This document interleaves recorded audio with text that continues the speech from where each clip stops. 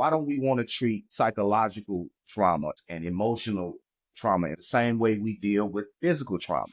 Why don't we put the same importance on I think you could say the same thing about spiritual things and physical things, it? Yeah. right?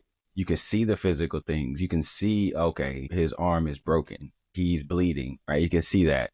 But psychological trauma is hard to read. A lot of times, if the person learns how to just hide it well enough, it doesn't really show fully until they're overwhelmed. Funny because you talk about trauma, the first thing the body does when it takes serious trauma is it goes into shock and it begins to compensate. So it makes your heart beat faster and all these things will happen to try to levelize everything.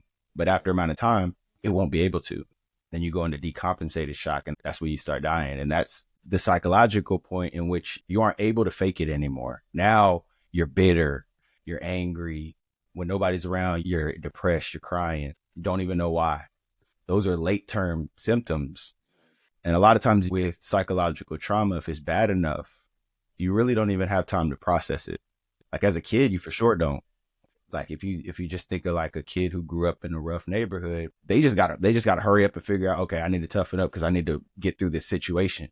And then Right. I need to get through all the situations that follow. It's just to hurry up and patch it up, right? Just think of somebody's bleeding really bad. What do? You give me a shirt. Let me stop the bleed. That's kind of what you do in a situation with psychological trauma. You just try to patch it up, but you Yeah. actually need to finish it out, not just patch it up and keep moving. You Yeah. need to go to somebody that can really help with that trauma. But first, you got to recognize it